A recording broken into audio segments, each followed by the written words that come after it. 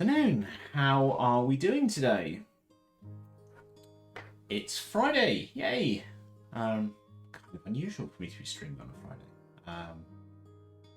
I have made an effort this week. As I said, it's been a little bit quieter just in the kind of chaos of my day job. So I have tried my best. So I hope we're all doing well. It's starting to feel winterish. Not gonna lie, here in the UK, it's cold and crisp.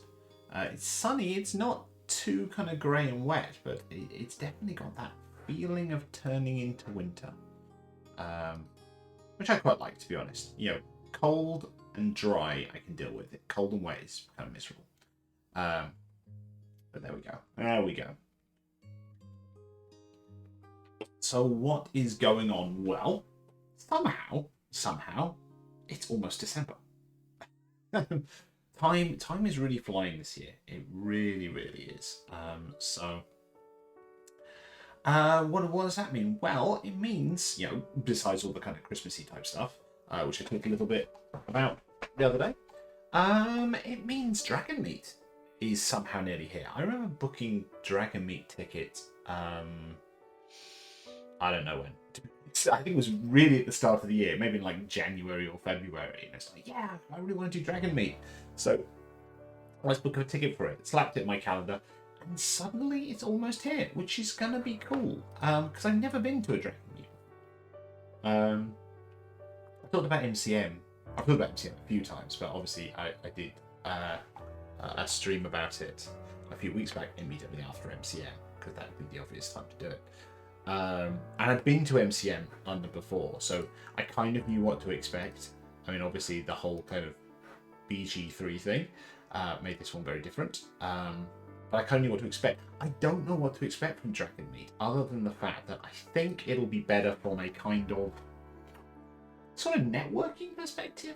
And that's kind of one of the big reasons I'm going. Is it's an opportunity to meet a lot of tabletop role-playing game creators, some of whom I know, some I don't, and those I do know, I have met very few in person. So I'm really looking forward to actually going there, doing the stalls and stuff like that. Maybe play some games, we'll see. Maybe buy some games, your bank account permitting.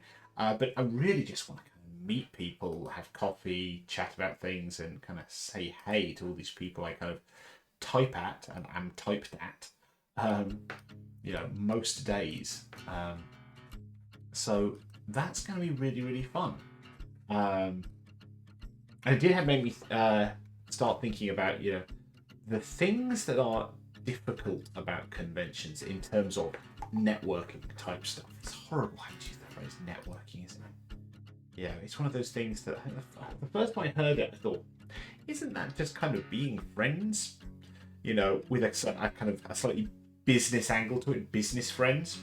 That sounds seedy, but but God, the more I kind of do this kind of stuff in my day job, it does seem like the appropriate term. And I do need to think more and more of my creative stuff as business, and I do for the most part. But still, there's some part of me that still goes, this is a side hustle. This is a thing you do sort of for fun and you make a little bit of money out of it. Whereas, objectively, sorry, I've got something stuck in my teeth. That's horrible. I do need to try to thoughts on. Yes, right. So, objectively, looking at what I do, all the bits and pieces are there. I have a separate email address. I have a business bank account. I have a website and all that kind of jazz. And the fact is, it is a business. So I need to kind of unashamedly and sometimes think of it as a business, But it does blur lines, It's one of these things like, how do you make friends now? Unless you kind of fall into some sort of unusual situation or are introduced to people by people. 9 times out of 10, any friends you make as an adult are through work. So there's always that blurring of lines a little bit of, are they someone you work with or have met through work, or are they a friend, or can they be both? Funny old times. But yeah, no, I am really, really looking forward to Dragon Meet. So I think that'd be a lot of fun. The thing I've been thinking about here is, actually the kind of logistics of finding out who's going to be there. You can put out a shout on socials and say, like, who's going to Dragon Meet? Drop me a message if you're about, we'll meet up, blah, blah, blah. But social media is broken right now. Yeah, and some would argue it's always been broken, but I think it's especially broken right now.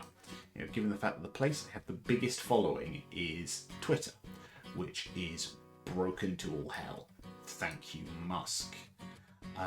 So because I refuse to pay Elon Musk money, my tweets get buried. And there's so much spam and rubbish coming through on Twitter all the time.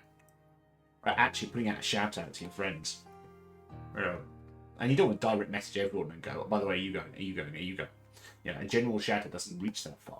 And Blue Sky, it can do, but it's a timing thing. Because there is no algorithm in Blue Sky, you've got to hope that you just kind of people stumble on your stuff. So that doesn't work as well as it should, or maybe would have historically. So what I was thinking is, the fact is this is all digital stuff. There should be a way. God, last time I said this, I ended up making it myself. So maybe I'm going to end up making this myself. But there should be a way for people through an app, whether it's the conventions app or a third-party app, to very easily find who of the people they know are going to be at a certain event. So I'm thinking something along the lines of, at a basic level, you link your socials to it. APIs, doable. Musk made it a bit harder, but it's doable. So that the app knows who you follow and who follows you, and therefore who are mutuals. And then you can register that you're going to be at a place. Obviously, you would only do this if you want to do it, and there's whole things you'd want to consider in terms of visibility and the like, and whether you want to make certain information available to only mutuals and the like. Because the last thing a lot of people would want to do is just publicly broadcast, oh, this is exactly the place I'm going to be at a certain time, to the randoms on the internet. That is a terrible idea. So it would require a lot of very careful thought about how this is going to work. I think especially if you've got stalls, the fact is I see so many people who are going to conventions posting a map that's generally been provided by the convention of these are all the stalls, all the numbers, and they've circled themselves and said, this is me, come and find me. How easy would it be to digitize that map? People put their social tags on it, and then you can go, great, I follow and I'm followed by these 5 people, and they're going to be there. Bosh. That seems like it's not rocket science. And as I said, the last time I said there should be a thing that does this, I ended up creating the Tabletop RPG Creators Directory. But then again, I used a third-party toolkit for that. I think if I was going to build this, I'd actually have to build an app from scratch, which is something I've never done. I probably should have done it. I've got a background in computing and mathematics, for God's sake. I can code. So this seems like a not unreasonable thing for me to do. But it's time. It's time. But so I'm throwing that idea around, and God damn it, I may have to actually do it at some point. But we'll see. Maybe that's a project for this free time I don't have. I'll find some time to take leave and actually use it productively. We shall see. But the point is, Dragon Meet's coming, and I am very much looking forward to it. Did that better this time. I was saying the other day, I have this nasty habit going, and then taking the drink, and then doing the sentence afterwards. It's like, that's a ridiculous way to speak, to keep people interested by the fact I've started with the most generic start to a sentence ever, then to a swig of drink. I'm not Terry Crews in Brooklyn Nine-Nine taking a pause while pouring coffee. The main thing I wanted to talk about today, and it's something that's been rattling around in my head for a while, and I have talked a little bit about TV and movies of late, both on stream and off stream. I was talking the other day about how there's this huge backlog of TV and movies that I need to watch, and I need to set myself some targets as such of, I am going to make a point of, disconnecting from the internet on certain days and, enjoy a new TV show or a movie or something like that. So I've been thinking a lot about TV and movies. But I've also been talking a bit about TV and movies, especially with my niece, who's in her early 20s and is doing kind of screenwriting stuff. So we talk quite a bit about, certain things that have come out and things that, are, oh God help me, old, or classics. Yeah, classics is a better term. That maybe she hasn't seen. She's not seen Alien, the original. In fact, she's not seen any of the Aliens. But I was saying, look, you should come over, we'll watch Alien, because it is, even if horror is not really your jam, Alien is so groundbreaking in the things it did and the things it created for filmmaking. On all kinds of levels. Whether it's female protagonist, whether it's the ensemble cast, whether it's the trans character. You've got Lambert, who it is revealed is trans, admittedly not in the film, which is a whole thing. But yeah, I mean, it is groundbreaking in so many places. But in particular, things like tropes. The fact that there's a scene in Alien where they're looking for the creature. The cat runs out and runs into a thing, and they go, "Here, kitty, kitty." That is such a cliche. It is a trope that's become cliche. But it wasn't then. This is what started a load of things. There weren't slasher movies back then, or certainly not in the way we think of slasher movies now. No, so things like Alien. Even if you don't like horror films, I think if you are someone who enjoys the kind of cinematic genre, it is important. But yes, so the point was, before I went off on that tangent about Alien, is that I've been thinking a lot and talking a lot about TVs and movies. TVs and movies, TV shows and movies. That makes way more sense. Well done, Dave. And it brought me back to the question of I should have formed this question a bit better. What does top tier kind of TV or movies look like, and what is the best format for a visual experience? Should it be a TV show? Should it be a movie? How long? Stuff like that. Because we're in a weird place with that. We really are. I mean, something happened about, I want to say 10 years ago, but then I will look it up and find out it's like 15 years ago, probably. When Netflix, actually probably started with things like HBO. Let's be fair on this one. I first noticed it with Netflix and things like House of Cards. Because in my mind, that was the first thing that leapt out to me of, ooh, that's a film actor. Those are film actors in a high-budget TV show.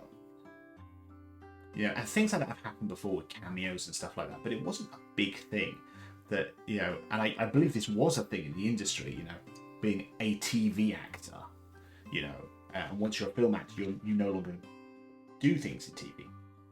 But here you had Kevin Spacey and Robin Wright, who unquestionably are movie-level actors, if it's fair to use such a term, in a TV show. And it was a very high-budget TV show, House of Cards.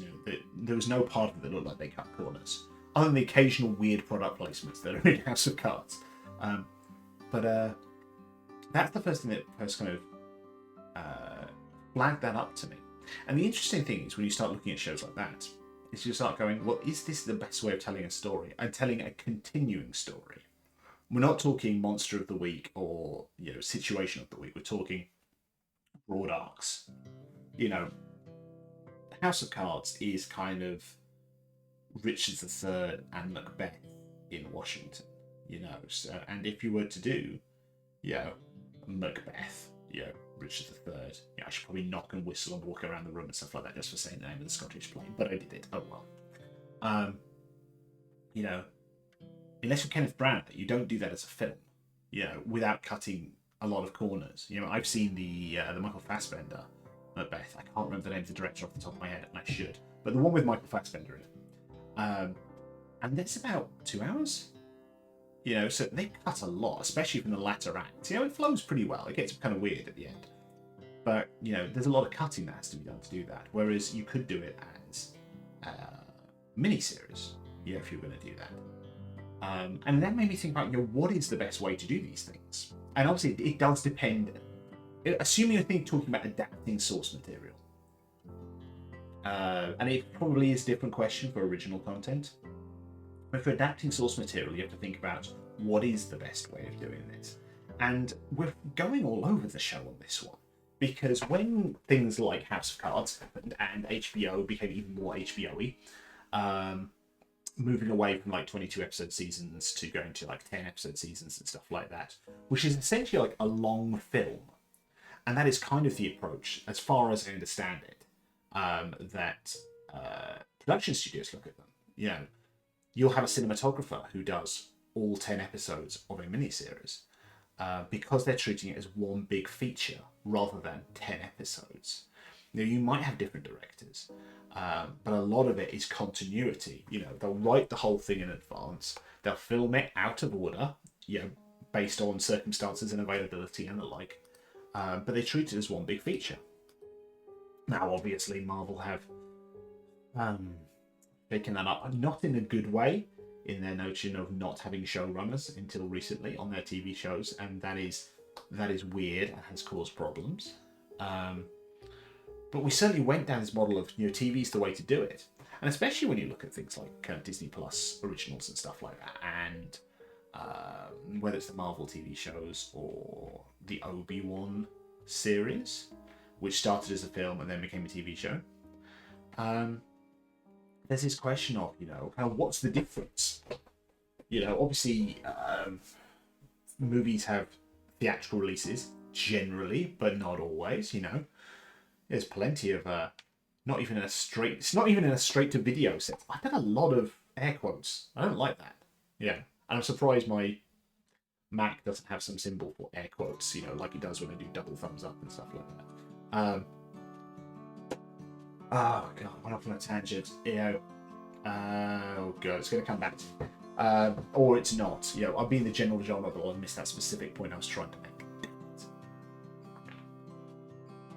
make. Air quotes let me down there. What was I saying? Hi John, how you doing? How's life treating you? We are talking about TV and movies and what's the best way to approach things, especially if you're adapting source material. But it works for original stuff as well. And I was saying, and I think I've regained my train of thought on this one, when you take things like the Obi-Wan series that started as a movie and became a TV show, and movies don't even have theatrical releases necessarily anymore. I mean, most do, but then you get, things like Trial of the Chicago 7, which was straight to Netflix, and it's definitely awesome. But then you get this question of, what's the best way to do these things? I think when you watch Obi-Wan, Obi-Wan was really good, but you could feel the padding in places. You can feel where they went, this was a 2.5 hour movie. We've turned it into 6 times 45 minutes-ish. You can feel the padding. Someone gets captured twice. We go off on tangents and stuff like that, which feels like you could cut them and you wouldn't lose anything. In fact, you might gain something. So there's still a lot of that going around, but then there's also this now really cutthroat market, especially with streaming, where studios are axing projects quite brutally. Netflix has historically done this. There was some sort of thing. I don't know if it was an actual rule, but a lot of Netflix shows get cancelled after 2 seasons, or certainly historically did, because apparently then everyone got to figure out with their agents all their contracts. And everyone wants more money and stuff, so Netflix was just killing it. Now you're getting this with the tax write-off thing, which is awful. That Warner Brothers has axed some projects like the Batwoman movie. There's the new Wile E. Coyote movie, which I think is finding a new home, but they still tried to do it. There was another show as well that I can't think off the top of my head what it was. Streaming services are taking content off, and I'm not quite sure what benefit they get from it because it's been out there, so surely it's not just a tax dodge. in that sense. But things like the Willow series that was on Disney Plus, that disappeared. They got rid of that. And it's been released. So I don't see how you can do that as a tax dodge. I don't know anything about, kind of that, corporate level, financial chicanery. But there's so much weirdness going on here. So even if you did go, right, I have this amazing source material, rather than turning it into a series of movies or one movie or however many, you want to do it as a long arc thing on TV, there's no guarantee you're not going to get, it cancelled before the end. And then that's incredibly frustrating. And that's happened before. I'm trying to think of a good example of a show that got cancelled before the end. I think that happened with not Good Omens, the American Gods adaptation, didn't it? The one that was on kind of Stars and Prime. That got killed before they got to the end of it. It happened to Hannibal. Hannibal did have an ending of sorts, but it wasn't quite, we're just not in the last chapter. Oh, there was the, this was a movie franchise, but it happened obviously with Narnia the first time, and, is it the first time? Yeah, the relatively recent one, not the BBC one. And is it Divergent series? I can't remember the name of it. I've seen it advertised, but they killed that before the end of it. So there's a huge gamble on these, but especially with TV shows. TV shows seem to be in massive flux right now of whether you're going to do it or not. Because it seems in some places to be a better model. I mean, I remember, this is going very UK based for a second here, but there is a series of wonderful Scottish detective novels, which are the Inspector Rebus books, written by Ian Rankin. They're very much the Tartan. I'm doing it again, air quotes. I never do air quotes, and this is like the 5th time I've done air quotes in this stream. I need to kind of sit on my hands or something. They're of the Tartan noir genre, which is a very, very, very Scottish crime. And about 12 of those novels have been adapted on ITV as episodes, but long episodes. They're like between an hour and 2 hours. I think the Ken Stark ones were 2 hours. But even then, they are rushed. And I've read most of the Inspector Rebus books up until a point. Not that anything bad happened. I just fell in the habit of reading them. And they are rushed to the degree that you lose huge chunks of important plot. An interesting plot as well. To the degree that there is an Inspector Rebus book called Flesh Market Close, and the TV adaptation never goes to the street Flesh Market Close in Edinburgh because they've hacked and cut this around to make it kind of work. That it is very strange how this works, And you always have to do that to a degree, of course, when adapting something. You can never do a page-by-page adaptation. It just doesn't work unless you're, Zack Snyder doing 300 or Watchmen. But even then, there were changes. So you can never do it exactly, but the degree to which they used to have to hack stuff down to get it into a fixed format. Now, streaming has freed that up a bit in that you can be a bit more flexible with running times. But that was probably not a good way of doing things. And I thought for a long time, and I think they are bringing back Rebus, that as a long form way of doing it, would be better. If you had a series of 10 episodes, you could say, right, we're going to spend the first 3 episodes doing this book, and then 2 for that one, 3 for that one, or something like that. That's 10. But you know what I mean. You could be flexible with how they worked in terms of adapting things. And I think that's something they're trying to do with, and I'm sorry I have to talk about this again, Warner Brothers are supposedly rebooting their Harry Potter franchise in the form of like a high-budget TV series, and putting aside all of the horribleness of that franchise's creator and therefore money going to them, it kind of makes sense. Those latter books were huge, and trying to chop it down to a movie or 2 movies in the case of the last one cannot have been easy. And again, you don't want to do a literal adaptation, but having the freedom to play around with it a bit more is probably a good thing with some things like that. I think if Peter Jackson were making Lord of the Rings right now, I don't think it would probably be 3 movies. I mean, maybe it would, but maybe it'd be something more like what Amazon have done with Rings of Power, which I've not even seen. So it is a funny old world on this one. But that kind of cutthroat nature of it makes it really dangerous to do things like that. And also, how do they make money?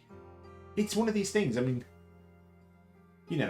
streaming has a point to it. When it plateaus, you can't assume infinite growth on people signing up for your streaming service.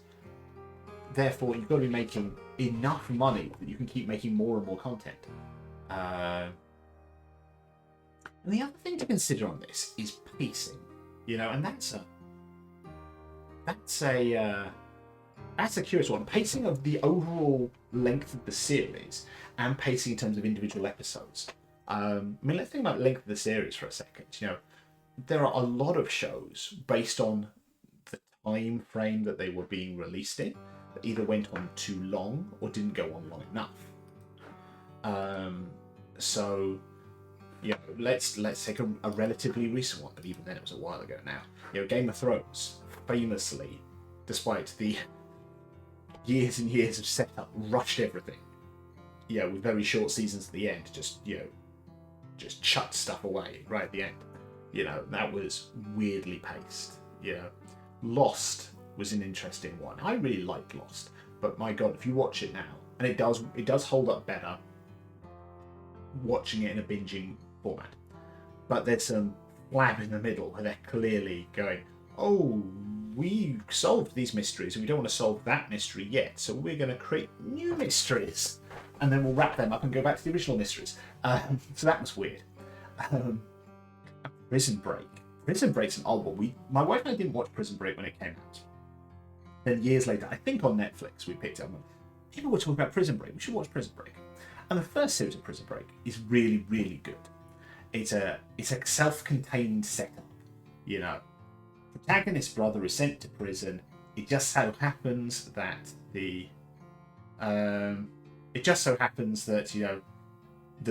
protagonist person designed the prison, and therefore he's going to get himself sent to that prison. He knows all the floor plans and stuff, and he can try and get his brother out. It's a ridiculous concept, but it is fun.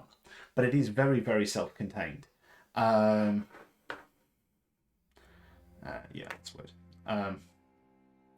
So that works. That first series is really strong, and would probably work well as a mini-series. Then there's a second season when they're outside of the prison. Sorry, spoilers. And that's okay. It's pretty good.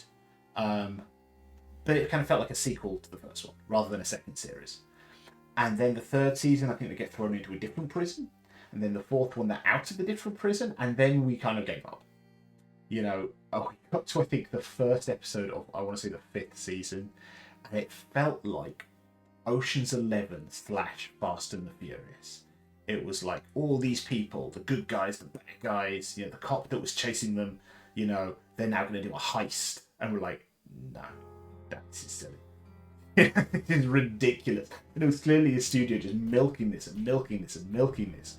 Whereas what it should have been is, this is one and done. You should have the control to end stuff when you want to end it. And I have huge respect for people like Ronald D. Moore, who made the reimagined Battlestar Galactica. Because that was the length he wanted it to be. It had a definite ending, and it was allowed to end it at the time he wanted to end it, and it works. Not to say there aren't a couple of filler episodes in its run, but it, generally speaking, is the length it should be. So that's a question about adapting stuff. What happens when studios want to keep milking stuff, and are you going to have showrunners who can have the absolute control, to make it the correct length, but still keep them in check? I mentioned Peter Jackson. Lord of the Rings, freaking masterpieces. Hobbit movies, less so. I mean, there's good stuff in that and some amazing performances, but I think a bit more oversight, would have probably been better for them. And that's probably true of an awful lot of big directors nowadays. They get carte blanche to do whatever they like, and it's maybe not the best idea. So that's length of series, but there's also length of episodes as well. This is an interesting one, because if you go, right, I'm going to take a book that maybe I would have pitched as a movie, and I'm going to turn it into a mini-series. You can't just chop it up.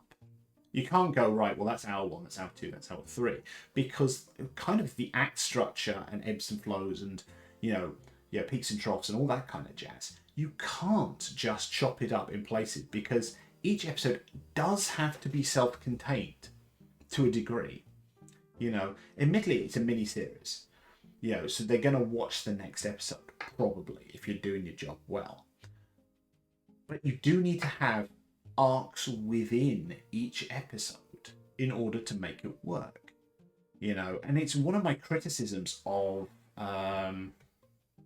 Star Trek Discovery, which I have quite enjoyed. I still need to watch the last few seasons of it.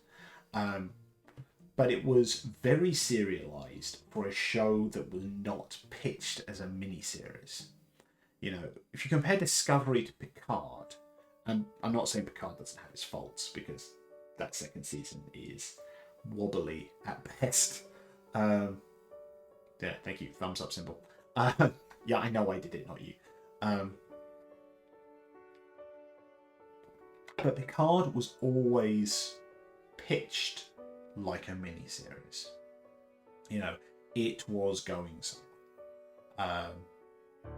Whereas Discovery was meant to be serialized television. And while you can have arcs, I felt less like each episode had a plot to it. They did, of course they did, but I think I'm less likely to pick up a random episode of Discovery than I would be to pick up random episodes of, say, other Star Treks. I think if I was watching Picard, I'd commit to myself, well, I'm watching the whole of this season. Maybe not the whole show, but I watch the whole of this season. Discovery, well, it's still got pretty long seasons, I think, off the top of my head. But there aren't episodes that stand out to me. And you've got to have that pacing on there. You've got to have each episode being self-contained, but also serve the larger plot.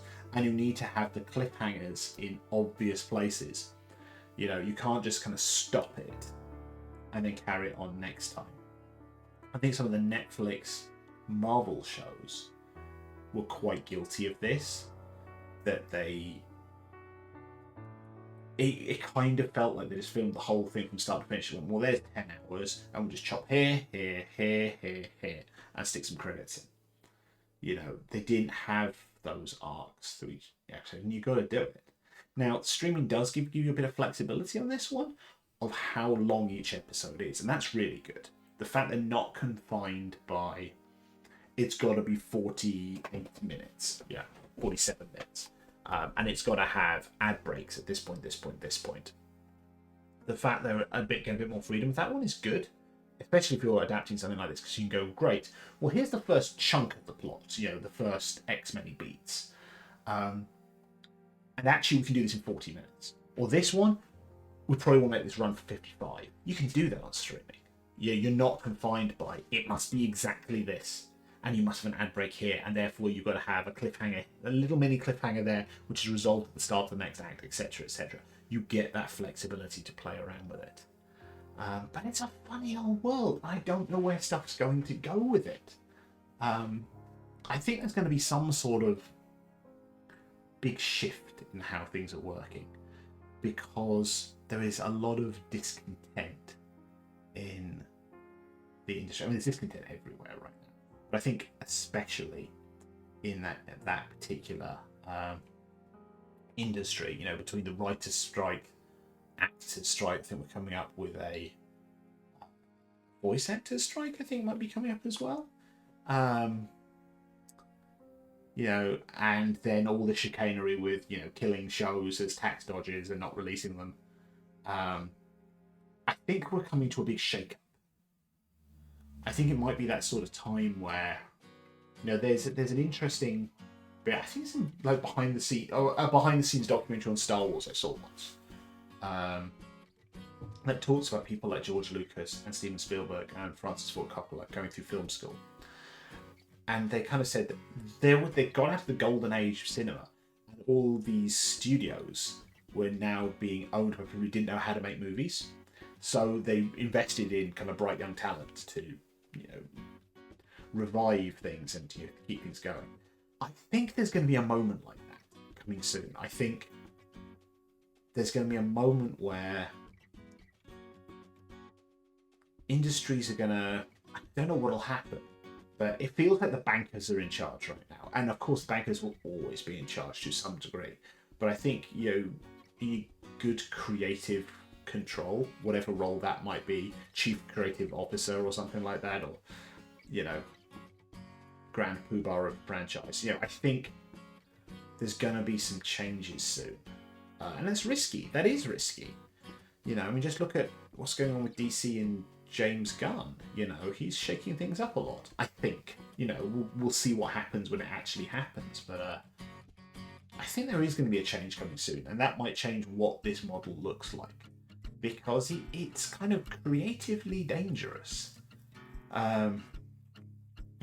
Clearly, TV and movie studios, their goal is to make money, primarily. I'm sorry to say, but it is true.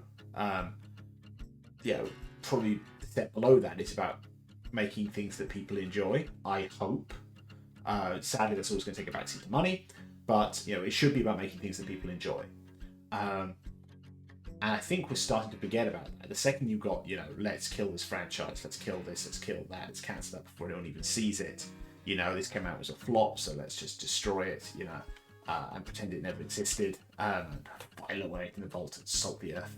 I think there has to be a shake-up of some of this stuff, because it would be great. It would be fantastic, especially with the tools available to take some of these kind of beloved books and turn them into a visual version of that, whatever that might be.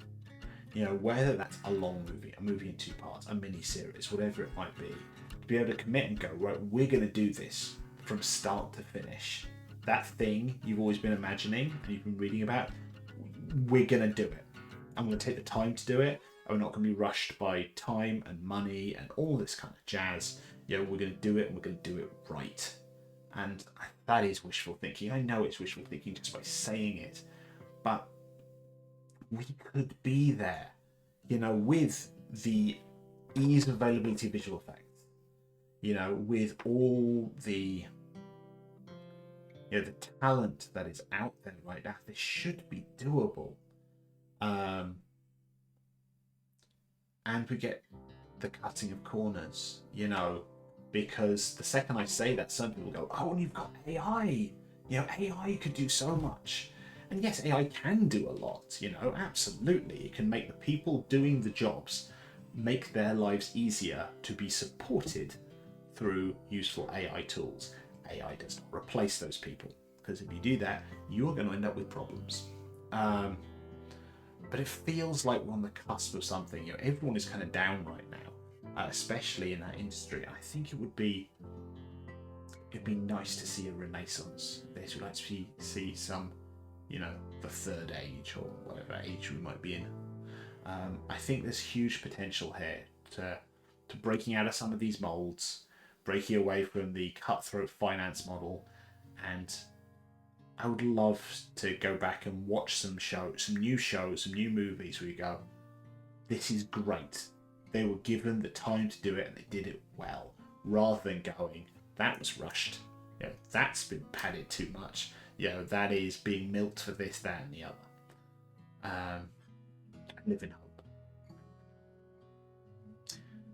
Anywho, right. Rant / prophesizing over.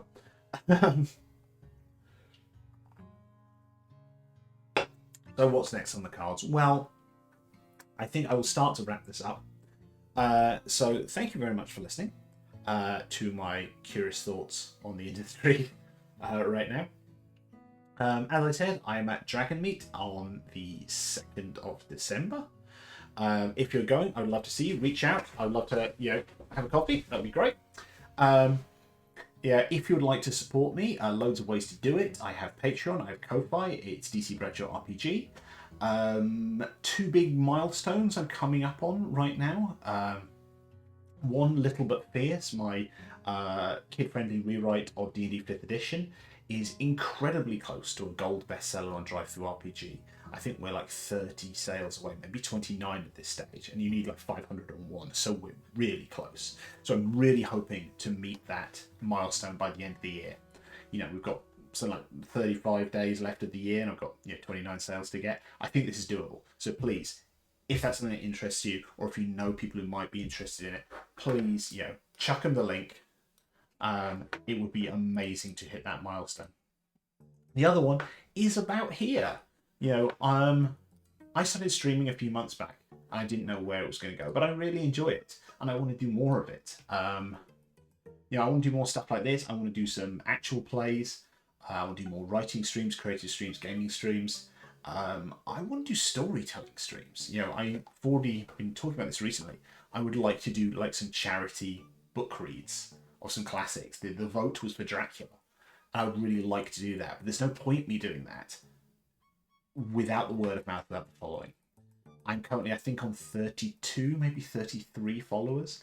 I need 50 for affiliate. Average watch it is something like 1.5 to 3 people. So if I'm going to commit to these bigger projects, I need the following. So if that's you and you don't already follow me, please follow me. If you have liked even a snippet of what I'm doing here, please recommend me to others. You know, even if you're just lurking in the background, it helps me. So please, you know, it's difficult to get started in anything. You know, we've all just found it, finding our feet again on new social media platforms. You know, this is a different one and a new one for me. And, time is limited. You know, I have a busy day job and I have a 4-year-old, so I want to commit to this, but I can't fully commit to it until I know I've got the followers there supporting me to kind of make it worth it, both financially and in terms of, kind of the joy I'm getting out of it. I'm happy to talk, into a void for 45 minutes, but I would rather not. I'd rather have a conversation with people. So please, if you enjoyed this, recommend it to others. It would be wonderful. Thank you. Right, have a wonderful weekend. Let us see if there's anyone I know who is still streaming. I do. Nika Harper is doing music streams right now, so I will start a little raid in just a second. If that's not your jam, that's cool, but it's silly not to do a raid if that's possible. All right, all the best. Have a good weekend when it comes, and take care.